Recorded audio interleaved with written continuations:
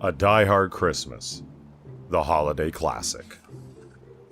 'Twas the night before Christmas, and up in the tower, everyone was partying, except one wallflower.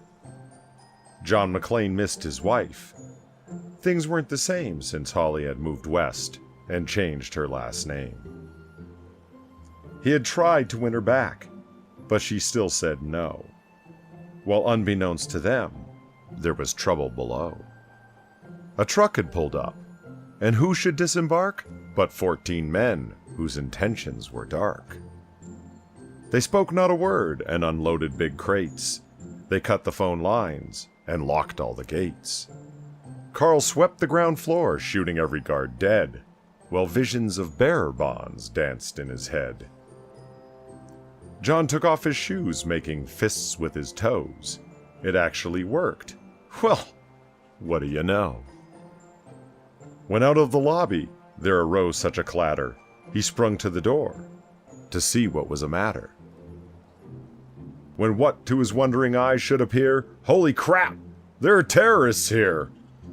John hid under the table where no one could see, and watched Hans question Mr. Takagi.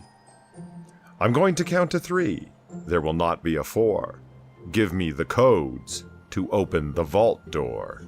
I don't know the codes, so just go ahead and shoot. Okay, said Hans Gruber, and ruined Takagi's suit. John tried to call the cops by pulling an alarm, but instead called the bad guys who tried to cause him harm.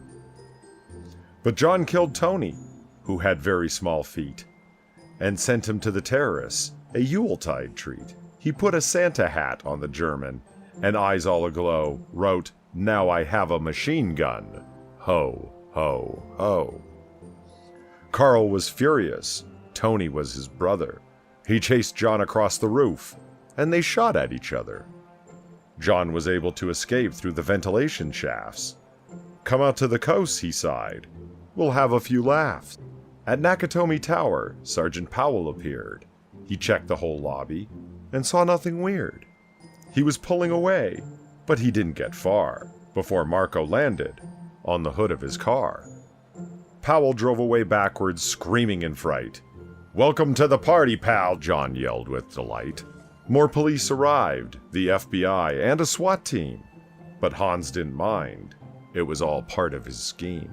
More rapid than eagles, his henchmen they came, and he radioed and shouted and called each of them by name.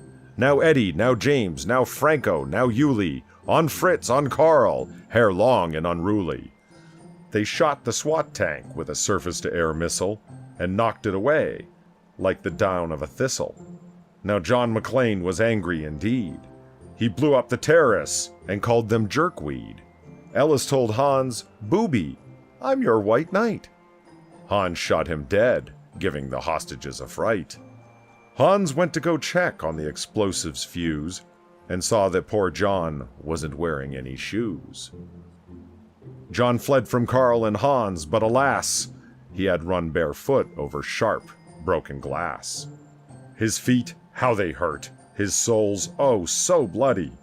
John crawled to the bathroom and called his good buddy. John was weary. He was ready to throw in the towel until he got a pep talk from Sergeant Al Powell. Powell was chubby and plump, a right jolly old cop, and he trusted the cowboy in the tattered tank top. But a reporter was probing into McClane's life and revealed that Holly was actually John's wife. Hans quickly flipped over the gold picture frame. "It's a pleasure to meet you, Mrs. McClane." His clothes all tarnished with ashes and soot, John staggered to the roof, bloodied and barefoot. The explosives were wired to the rooftop with care, in hopes that the hostages would soon be there. John warned everyone the roof would soon blow, as the chopper strafed him with high-powered ammo. Around his waist he tied a fire hose tight, and screamed an oath, jumped into the night. He dangled in the air and gritted his teeth, with flames encircled the tower, much like a wreath. Fiercely fighting his way back inside, John yelled, "Hans!" He was done trying to hide. He limped to the vault like an old man on crutches, only to find Holly in his filthy clutches. He dropped his gun and put his hands on his head, and it seemed he and Holly would soon be dead.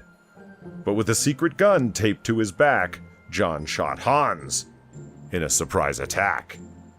Hans fell out of the window, still holding Holly's arm, and slowly, deliberately raised his firearm. The tenacious villain held on by his nails, till John unhooked Holly's watch and said, "Happy trails." Bearer bonds fluttered like fresh fallen snow as Holly embraced her blood-spattered bow. So Merry Christmas to all, and be kind to one another, and most of all, yippee-ki-yay, motherfucker. Die Hard's totally a Christmas movie. Deal with it.